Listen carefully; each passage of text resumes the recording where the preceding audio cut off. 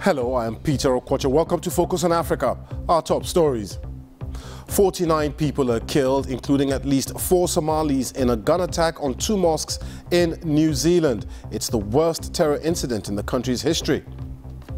We're such a small community, we're so kind and loving, so I just don't understand why someone would hurt us like this and in such a way, just like an animal. We'll be hearing about the Somali community in Christchurch and how they are coping. Cyclone Idai batters the coast of Mozambique, cutting off hundreds of thousands of people. Now the tropical storm threatens Zimbabwe. Also on the program, assessing the impact. We investigate the aftermath of the wildfires on Mount Kenya and the effect on the environment. Conservationists say it may take a few weeks for the burnt grass to grow back, but it will take decades for the indigenous plantation to be restored. And in sports, European Champions League quarterfinals draw takes place with many African stars to watch out for.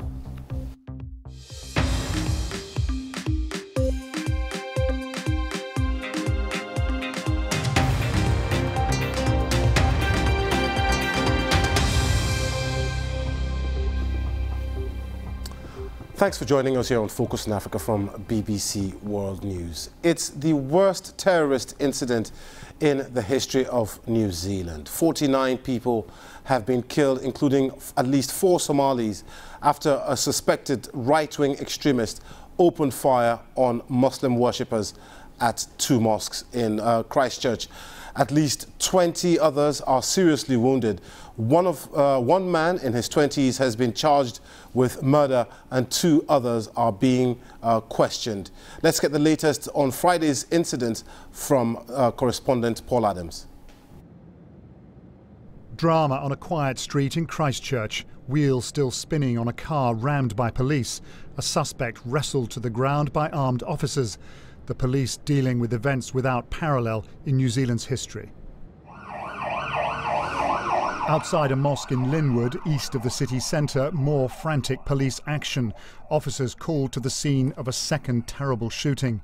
Word of mass casualties now beginning to emerge, and with it, shocking accounts from survivors. The shooting after shooting after shooting, it went on about 6 minutes or more, and I could hear screaming and crying, and I saw some people were, drop dead.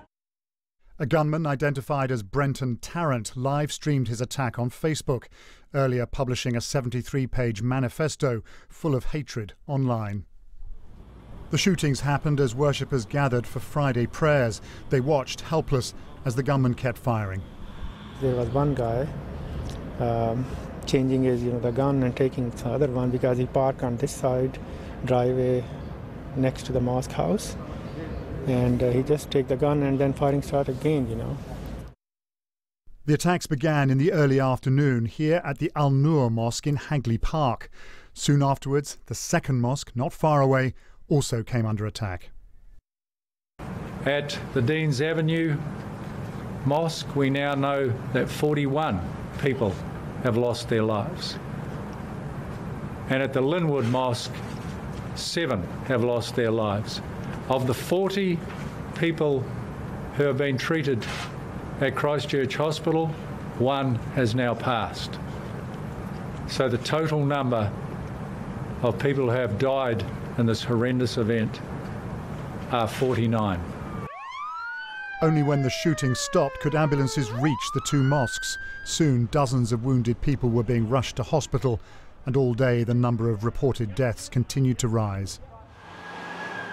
Police had parts of New Zealand's second largest city under lockdown for hours. Mosques told to close their doors, the country now on the highest possible alert.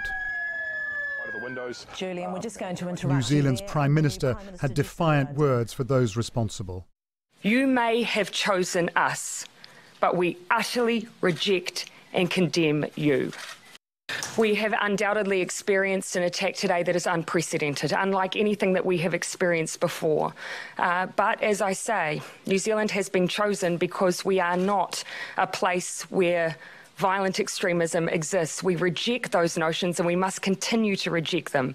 This is not an enclave for that kind of behaviour, for that kind of ideology. We will and must reject it. This is a place where people should feel secure and will feel secure.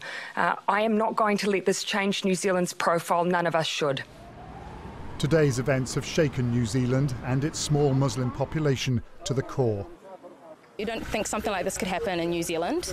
Well, in Christchurch of all places, we're such a small community, we're so kind and loving, so I just don't understand why someone would hurt us like this and in such a way, just like an animal. Like, why would you treat us like that? Just heard the news and I couldn't put into words how I'm feeling right now. With the country in shock, one of its sporting idols, rugby player Sonny Bill Williams, posted his reaction. Yeah, I'm just deeply saddened that this would happen in New Zealand. And there was a lucky escape for members of Bangladesh's cricket team approaching one of the mosques when the shooting started. A test match due to begin tomorrow has been called off. This is New Zealand's worst ever mass shooting. As the country grieves, expressions of sympathy have been pouring in from around the world. Paul Adams, BBC News. Joining me now is Bidan Dahir from the BBC's Somali service. A really sad day, Bidan, but not only for New Zealand, because this has taken an international dimension. There's a small community of Somalis there. You've been speaking to them today. What have they been telling you? Thanks be that they are really in shock, and as you know, there's a small community from Somali ethnic groups and also from the other African groups who are Muslims who worship that mosque, but they all shocked. And as you know, New Zealand is one of the most peaceful countries in the world, so nobody was expecting something like this to happen in Christchurch. And we do know for sure that at least 4 Somalis lost their lives today, including, I hear, a little baby. Yeah, a little baby, 4 years old, boy was killed there, and his father was wounded there. So it's very tragic news for Somali community in New Zealand, a very small community, but still in this age of social media, all the pictures of the boy are everywhere, and everybody is shocked with and as you know, Somalis live in every country now because of the diaspora and because of the situation in Somalia. So people are talking about these tragic events, and nobody knows where it's safe to live nowadays. And we just heard from a clip of a lady in that report by Paul Adams. I mean, saying that, you know, they've felt welcomed here in New Zealand. It's been a very peaceful and welcoming place for them. What have they been telling you about how they live in New Zealand? And they've been all in shock. People I'm talking to, community leaders and other people, they're telling me New Zealand was so peaceful and so welcoming and so tolerant, and they never expected. And even somebody was making joke about it. They said New Zealand was so far from other parts of the world, so they thought it's going to be so peaceful. But as you know, things happen now everywhere in the world, so it's very tragic for the community and for even the other African people who are maybe injured, or we don't know all the details, Egyptians, Nigerians, Algerians, maybe Moroccans. So there was multinational people who are worshipping for their religion there. And has there been any reaction from other parts of the world, Somali communities in other parts of the world? There's a large Somali community here in the UK, in the US, you know, across the whole world. Have they been saying anything about Friday's attack? Yes, even in people in London were feeling a little bit nervous about the mosque because today is Friday and this Friday prayers. And as you know, there's also a large community in Minnesota, and there's always this factor of Islamophobia in the West now. So people, this maybe remind them that things can get out of hand quickly and tragic things can happen everywhere. Bidan, thank you very much for joining us here on Focus in Africa. Much appreciated. Thank you. Let's take a quick look now at other stories making the headlines. Authorities in Nigeria have started demolishing buildings near the site of the 4-story structure that collapsed on Wednesday in Lagos. 20 people have been confirmed dead so far. Officials say more than 100 buildings will be affected in the demolition exercise. Still on Nigeria, the so-called Islamic State group has said it was behind a suicide attack against the army in the northeast of the country. The Nigerian military says troops from the multinational Joint Task Force responded to insurgents in the town of Arege near the border with Niger, killing 33 militants and recovering weapons and vehicles. And more protests in Algeria today as thousands took to the streets demanding that President Bouteflika step down. On Monday, Mr. Bouteflika dropped his bid for a fifth term, but also cancelled April's election, leading to accusations that he is still trying to prolong his 20-year rule. The president is in poor health and rarely seen in public. Now, parts of Mozambique have been cut off by a tropical storm that's battered the country's coastal regions. Cyclone Idai is the first cyclone to make landfall on Mozambique's coast since 2017. It hit the east of the country on Thursday night. You can see the eye of that storm system here. It is pushing its way steadily westwards. Idai is weakening slightly, but there are still heavy rains expected as it makes its way to Zimbabwe, where it's expected to hit this weekend. Authorities in Zimbabwe are warning people there to be on alert for flooding and to make sure they have proper shelter. Let's get more from our reporter, Shingai Nyoka. What began as a storm is now a fully blown cyclone. Idai made landfall Thursday night, dumping rain on the coastal city of Beira and unleashing winds of up to 170 kilometers per hour. The devastation was everywhere. Knocked down power lines, billboards, homes destroyed. The majority of houses, 95 to 97% that collapsed, were precarious houses built with precarious materials.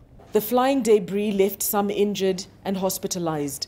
Government emergency services were yet to ascertain the total number of people affected. I saw a woman being hit by debris. It's not safe for people walking here. The situation is very chaotic.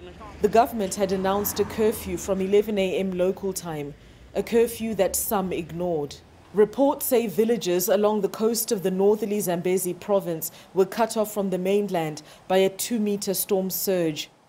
More floodwater, more destruction in a country where scores of people have already been killed and tens of thousands displaced by floods over the past few weeks. Officials at the United Nations say at least 115 people were killed in Mozambique, Malawi and South Africa after heavy rains affected over 800,000 people across Southeast Africa. It's called for emergency aid. And the cyclone continues to move inland. In neighboring Zimbabwe, authorities have issued flash flood alerts. Experts say Idai could be the worst cyclone in a decade. Many here are hoping that as Idai continues on her westerly path, her intensity will diminish. Shingai Nyoka, BBC News. This is Focus on Africa from BBC World News with me, Peter Okocha. Still to come on the program, Mimi with the sports. In women's football, we speak to one Nigerian history maker.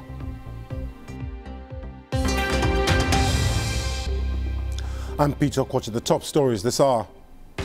At least 4 Somalis are amongst those killed in a mass shooting at 2 mosques in New Zealand. Many more are injured.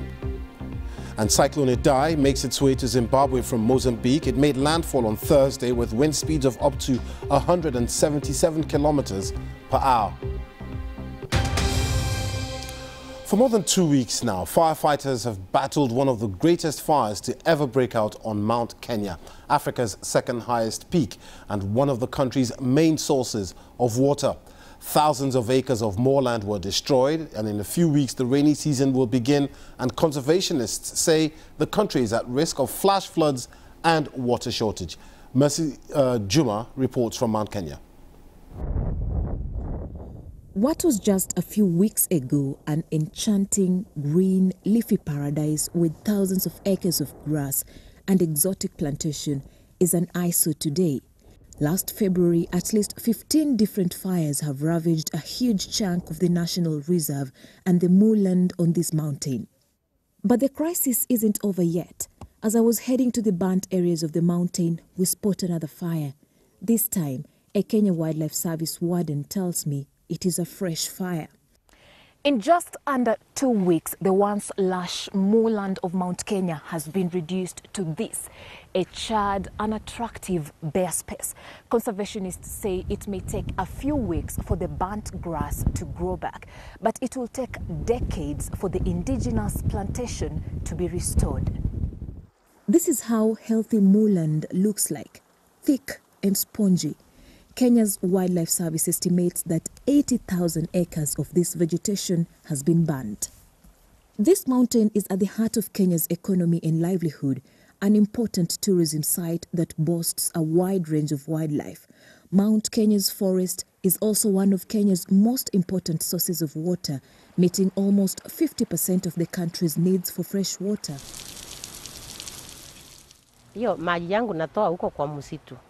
I get my water from the forest. We all do. Without water, we'll have a lot of problems because there'll be no food, nothing to educate the children with. Even the cattle will lack water. This forest benefits me. This region is one of Kenya's breadbaskets, so its future will impact the whole country. As they migrate, they also increase the chances of human-wildlife conflict, because now they are going to suffer. Much of the moorland and forests of Mount Kenya have been destroyed, and conservationists now fear more trouble lies ahead. So when it rains, we expect flash floods, because there is no vegetation that will reduce the speed of water or hold that water to streams that will have been used as catchment sites. Water will be scarce in those areas such as Mwingi all the way to Nairobi. While wildfires are common here, wildlife officers say these recent fires were caused by humans. Very many people use the mountain. Like, we have people who have intakes, so they abstract water. They use plastic pipes. So whenever their pipes are broken, they will come and repair, and they'll use fire to join the pipes. And we have illegal cultivation of marijuana inside the protected area. So for them to clear the fields that they are going to plant marijuana, they use fires. While coming down the mountain, we saw some men being arrested. They had just come from harvesting honey deep inside the forest. It's a cautionary move. Smoking the bees from their hives has the potential to start another blaze, threatening this vast source of life and water. Mercy Juma, BBC News, Mount Kenya. You're watching BBC Focus on Africa. It's now time for some sports. Mimi, what have you got for us? Lots of football, Peter. We begin with the European Champions League, where the draw for the quarterfinals and semi-finals took place earlier today. Many of the teams boast a host of African stars. Let's take a look at them.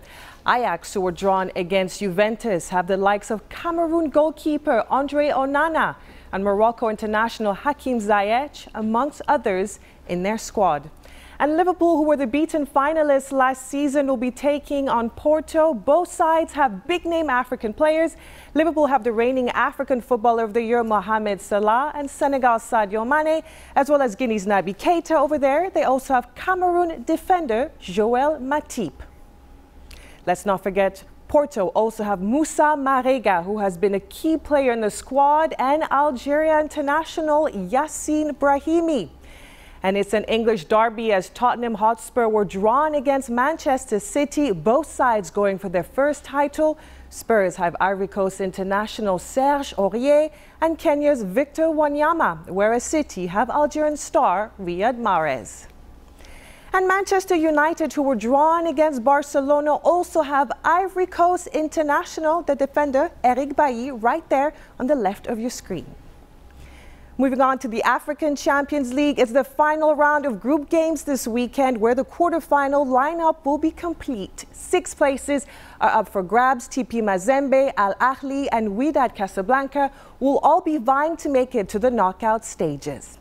And the Europa League quarterfinals draw was also held today. Chelsea will play Slavia Prague, and Arsenal have drawn Napoli after that win last night. Pierre-Emerick Aubameyang, after scoring his second goal, brought out his Black Panther mask. Many were wondering why, but he explained after the match that it was an expression of his identity. He, of course, plays for Gabon's national team, who are called the Panthers, hence the mask. He tweeted today after the draw, "Good morning, what a draw. Let's go Napoli and face my friends." And here in England, there are 4 FA Cup quarter-final matches over the weekend. One of them sees Watford, who are hosting Crystal Palace on Saturday. Now, ahead of the fixture, Watford head coach Javi Gracia denied that his team had used dirty tactics on Crystal Palace winger Wilfried Zaha when both sides met in the English Premier League last August. Watford beat Palace 2-1 that time, and after the game, their striker Troy Deeney had said that they take it in turns to kick the Ivorian international. I don't use that tactics. I don't use it when we prepare the games. We always are thinking about play well and try to beat the other team, but not thinking only about one player, because I think it's something collectively, and we have to be ready to compete this way, not only thinking about Zaha or other player. And Burkina Faso coach Paulo Duarte has named striker Aristide Bansé in a 24-man squad for the must-win Africa Cup of Nations qualifier with Mauritania in Ouagadougou on 22nd of March. Bansé, who has 73 caps and recently returned to play in Burkina Faso, has missed the last 4 qualifiers, an Achilles tendon problem. Now, women's football in Africa is on the rise, and while players who move outside the continent grab the headlines, some of those who stay behind also build inspiring legacies. In Nigeria, Regina Akaronye became the first woman in the history of Nigeria's Women's League football to win dozens of league titles and FA Cup trophies as both a player and a coach. And she did it all at the club where she began her football career over 25 years ago at Rivers Angels FC. BBC Sport Africa has been to meet the country's domestic football queen. My family is not every one of them that supported me in it. My brother gave a sanction order that if he see me play this football again, he will kill me. My name is Regina Choma Akaronye. They call me Kekere. I am chief coach of Rivers Angels, one of the biggest female football teams in Nigeria, even in Africa. First to the ball, do what? Win the ball. I got an information that they are training female players. So I told my mom, my late mom gave me transport to go to Owerri. She tried a lot for me as a single mother. That movement changed my story.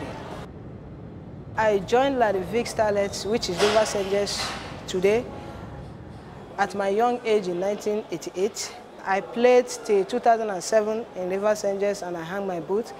And I also captained Rivers Angels for 12 years. I'm proud to say I am one of the female coaches to hold both the league and FA Cup title as a player and as a coach. I believe strongly that female coaches can also do well in the male team if they are given the opportunity to do so, because they also have what it takes.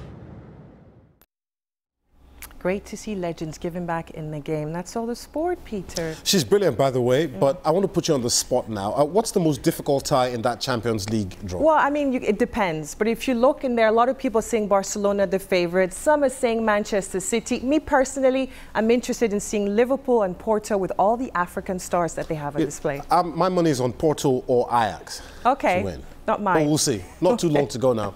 Thank you very much. Now, just before we go, another look at our top story. At least 4 Somalis are amongst 49 people killed in a gun attack on 2 mosques in New Zealand. The Prime Minister, Jacinta Ardern, described the shootings as a terrorist attack and one of the country's darkest hours. Now, don't forget, you can get in touch with me and some of the team on Twitter. I am at Okwache. That's it from Focus on Africa. From me, Peter Okwache, and the rest of the program. Thanks for watching. Have a great weekend. Bye.